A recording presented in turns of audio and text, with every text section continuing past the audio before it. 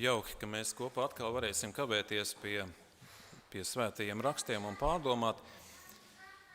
Šodienas tēma, ko es vēlos kopā ar jums parunāt un iedziļināties, ir vārdi, kas iedrošina. Ir pagājuši 10 lūkšana dienas. Mēs zinām, šī tēma bija par to, par svēto garu, par draudzi un par evaņģēliju. Un es gribētu arī paturpināt arī šajā reizē par mums, jā. Jā. Jūs ziniet, mums vienmēr kabatā ir telefoni un līdz ar to liekas, kad pasaule kļūsi tāda mazāka, mēs varam aizsniegt cilvēkus zvanot uz dažādām valstīm. Manuprāt, arī ar lidmašīnām mēs varam ļoti ātri nokļūt no punkta A uz punktu B. Tas nav vairs tā kā kādreiz, kad vajadzēja ar zirgiem vai savādāk ilgu laiku pavadīt ceļā. Un tomēr, lai vai kā, liekas, ka pasaule ir tā kā sarausies, un liekas, ka mēs esam kļuvuši viens otram tā kā ciešāki un tuvāki, bet jūs ziniet, ir kāda lieta. Aizvien cilvēks saka, es jūtos vientuļš. Ja? Paradoks.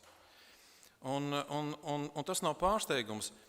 Ja mēs, piemēram, lasām piemēram, Dieva vārdus par cilvēku, nav labi cilvēkam būt vienam. Ne? Tas nozīmē, ka Dievs nav vēlējies, lai mēs būtu vientuļi. Viņš nav vēlējies, lai mēs būtu vieni. Ja? Un tāpēc viņš saka, nav labi būt cilvēkam vienam. Un vientulība nekad nav bijusi Dieva plāna sastāvdaļa. Jo patiesībā Dievs radījis mūs ir attiecībām. Attiecībām ar sevi un attiecībām, lai mums būtu vienam ar otru attiecības. Ne? Un līdz ar to šeit parādās bieži vien vārds viens otru. Ja? Mīliet viens otru, piedodiet viens otram, panesiet viens otru, iedrošiniet viens otru. Ja? Te ir tas moments, kad mēs neesam vieni. Un saprotat, un dzīve tomēr ienes savas korekcijas. Ja? Un dažkārt ir tā, ka mēs redzam sarunās ar cilvēkiem, ka viņi ir nospiesti, ka viņiem ir nemitīgs raizes, varbūt par bērniem, ja? Vecāki pārsvarā pārdzīvo par bērniem. Kā kādreiz es atceros, man teica, kamēr viņi ir maziņi, viņi spiež tavu klēpi, un kad izaug lieli, viņi sāk spiest tavu sirdi. Ne? Jā, vecākiem ir pārdzīvojums un bažas par saviem bērniem. Nemitīgs raizes. Ja? Citiem varbūt pārdzīvojumi ir par pagātni, citiem pārdzīvojumi par finanšu lietām, un tas, protams, ne tikai. Pagājušajā nedēļā man bija kāda saruna ar kādu vīru. Viņam šogad būs 85 gadi. Ne? 85 gadi un arī krietnes mūžs. Un vārds pa vārdam mēs tā sākām runāt. Viņš nesūdzējās ne par ko, bet skaidrs bija tas, kad ir tāds sagurums, viņā bija tāda nospiestības sajūta. Un, jūs ziniet, šādos brīžos ir ļoti svarīgi iedrošinoši vārdi. Vai ne? Jā, ir svarīgi vārdi. Ir svarīgi paklausīties, ja ieklausīties otrā, ko viņš sajūt. Būt vienkārši blakus. Vai ne? Tas taču ir tik forši, ka kāds blakus un kāds ieklausās mūsos, kurš redz mūs. Un nepavēlt Salmans 12. nodaļā pamācībās, ja? 25. pāntā ir rakstīti šādi vārdi. Rūpes sirdī cilvēku sāpina, bet laipns vārds to iepriecina. Laipns vārds spēja iepriecināt. Un līdz ar to tiem, kurš pārmērīgi nomāca šīs dažādās problēmas, gan personīgās, gan varbūt sociālās, ir nepieciešams labs vārds no jums, labs vārds no tevis, labs vārds no manis, labs vārds, iedrošinošs vārds. Un labs vārds var mainīt situāciju, labs vārds var mainīt uztveri, bet labiem vārdiem ir jābūt patiesiem, vai ne? Patiesiem jābūt, un viņiem jābūt ir saprātīgiem, viņiem jābūt ir uzticīgiem, kas pagodina Dievu, un tajā pašā laikā arī dod tādu iedrošinājumu tam, kas ar mums ir blakus. Ja? Jābūt laipniem šiem vārdiem, kas nāk no tādas mīlošas sirds. Mīlošiem vārdiem viņiem jābūt piemērotiem, kas atbilst tā brīža situācijai, jeb konkrētajam stāvoklim. Un līdz ar to arī mēs varam lasīt par šo noskaņu, kas veidojās Salmana pamācības 17. nodaļā. Ir rakstīti šādi vārdi. Priecīga sirds dziedina ko? Kas ir lasījuši Bībeli?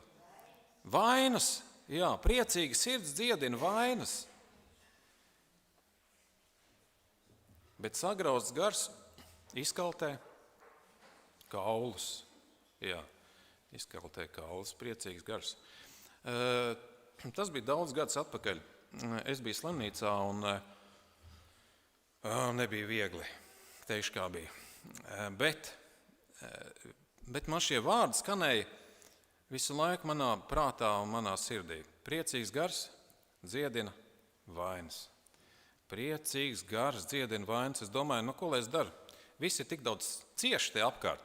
Es esmu viens no viņiem, bet priecīgs gars dziedina vainas. Es domāju, labi.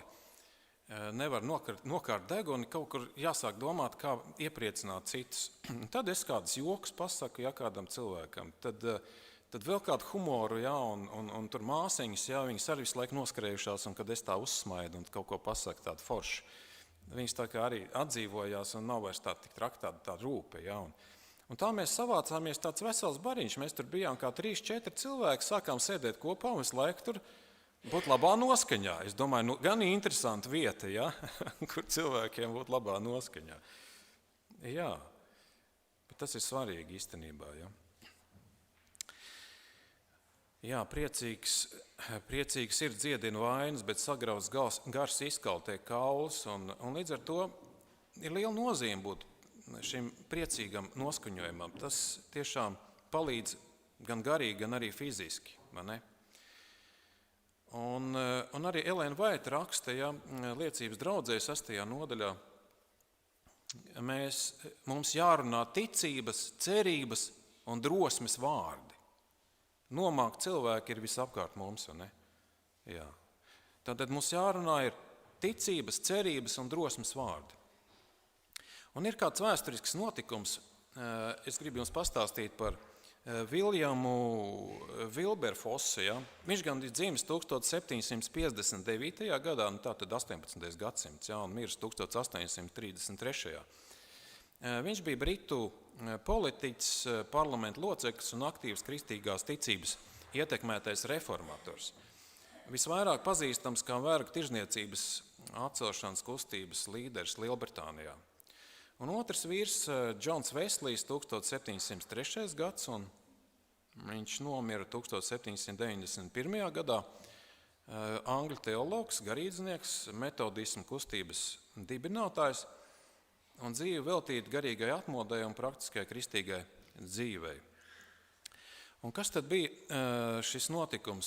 Viņi bija draugi, un Viljams Vilberfors cīnījās tātad, lai atceltu šo verdzību Anglijā. Viņš bija pārliecināts, ka šī netaisnība ir jāaptur, un 2 reizes parlamentā viņš cieta neveiksmi. Sakāva, varētu tā teikt. Un viņš jūt, kad viņš sāk zaudēt drosmi un bija gatavs padoties, un tad draugs Džons Veslijs, viņš bija gados vecs un slims vīrs, nosūtīja viņam vēstuli ar iedrošinošiem vārdiem. Ja Dievs tevi nebūtu šim nolūkam iecēlis, tad tu tiksi nogurdināts cilvēku un vēlnu pretestības dēļ. Bet ja Dievs būs ar tevi, kas var būt pret tevi, vai kāds ir stiprāks par Dievu, ak nepiekūsti darīt labu, dodies uz priekšu Dieva vārdā un viņa varenajā spēkā. Un Veslijs nomira pēc 6 dienām pēc šīs vēstules uzrakstīšanas, un Vilberfors ar šo atjaunot apņēmību viņš turpināja šo cīņu, un viņš tiešām arī panāca šo lēmumu atcelt verdzību, un tā bija viņa neatlaidība. Kas tad bija šis iedvesmas avots, mīļie draugi, kā jums liekas? Jēzus, kurš runāja caur cilvēku. Jēzus var runāt arī caur tevi. Jēzus cīnījās. Jēzus ticēja, ka cilvēki ir radīti brīvībai un viņi ir cienīgi būt brīvi. Jēzus teica, tev būs savu tuvāko mīlēt kā sevi pašu. Un patiesībā šī mīlestība motivē darīt labu, pat ja tas prasa smagu piepūli. Ja mēs darām pareizas lietas Dieva dēļ, tad Dievs ir ar mums, un tas dod drosmi, pat arī tad, kad mums nāk saskarties ar lieliem šķēršļiem. Tad, kad cilvēki parasti ir nomākti, ko viņi dara? Dabiskā reakcija ir noslēgties vai izolēties. Viņi atkāpjas un kaut kādā veidā arī vairs neapmeklē draudzi. Viņi necenšas meklēt draudzi. Un tas ir tiešām skumji, jo patiesībā mēs esam viens otram vajadzīgi. Un tāda izolācija nekad nav bijusi Dieva risinājums. Jo Jēzus pasaka skaidri, ka jūs citu mīlat, kā es jūs esmu mīlējis, lai arī jūs tāpat citu mīlat. Ja? Tātad Jāņa evaņģēlijs. Un mēs saprotam, ka ticība, jeb kristietība nav tikai runa par zināšanām, tās ir attiecības. Un arī apstuļu darbos Elēna Vaita raksta, draudz ir Dieva paredzētais iekārtojums cilvēku glābšanai. Tātad šeit šī vieta, ja baznīca nav tikai, lai klausītos svētrunas, šeit šī vieta nav tikai, lai dziedātu, ne? Bet šeit ir vieta, lai mēs citu celtu, lai cits citam būtu par atbalstu. Draudz ir tā, ko nevar izdarīt no attāluma. Draudz ir tā, lai mēs būtu šeit. Ja ziniet, cilvēki pēdējā laikā ir ļoti laba, teiksim, šī izdevība cilvēkiem klausīties internetā svētrunas. Es domāju, ka mēs daudzi izmantojam šo iespēju. Ne? Mēs klausamies dažādas uzrunas, dažādas pārdomas, bet tu nekad nesajūtīsi to, kad kāds cilvēks tev apsēžās blakus un tev pasaka, es par tevi lūdzu, es par tevi domāju. Es esmu šeit tev blakus, tu man esi svarīgs. Tu internetā sēžot to nekad nesajutīsi, vai ne? Nekad tā nebūs. Un tāpēc nepavēlti arī vēstulē ebrejiem varam lasīt un vērosim citu, lai paskubinātu uz mīlestību un labiem darbiem, neatstādam savu sapulci, kā daži paraduši, bet citu paskubinādam, jo vairāk redzot, tuvojamies to dienu. Mēs varbūt apzināmies, ka mēs esam viens otram vajadzīgi, bet vai šī otra iedrošināšana nāk automātiski? Dažkārt mums ir tā, ka man ir šodien labs garstāvoklis un es sākšu ko darīt? Iedrošināt, vai ne? Bet tam jābūt ir par ieradumu, mīļie draugi.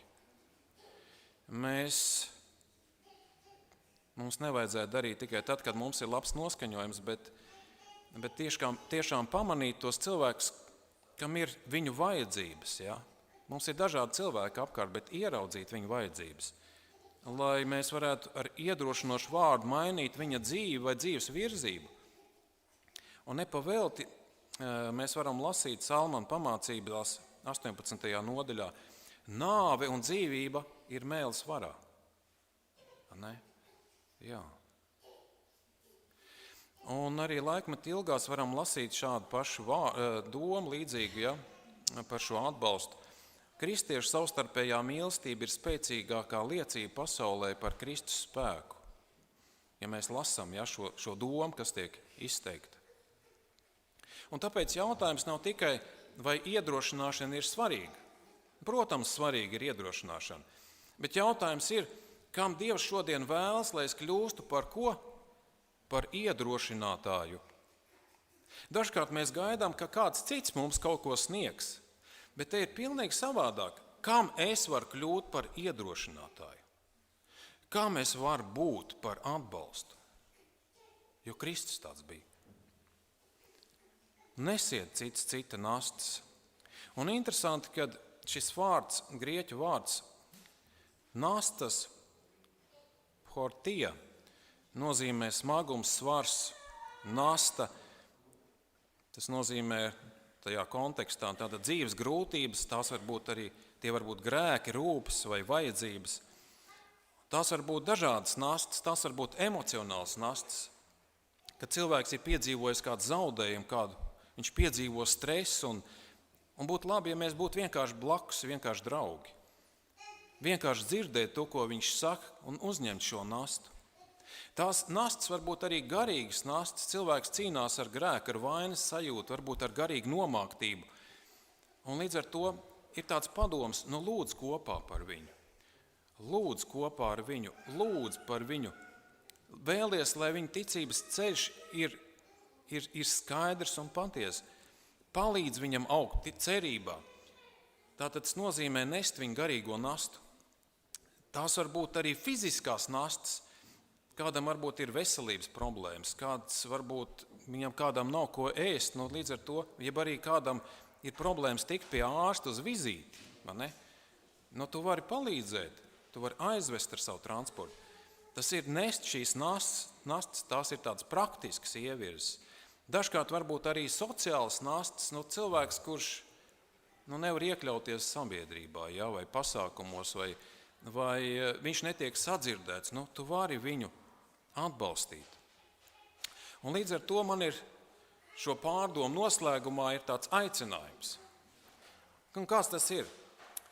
Tu vari padomāt par šo konkrēto uzdevumu, par šo iedrošināšanu. Šonedēļ padomā par to vienu cilvēku, kur tu varētu iedrošināt, kaut vai piezvanot.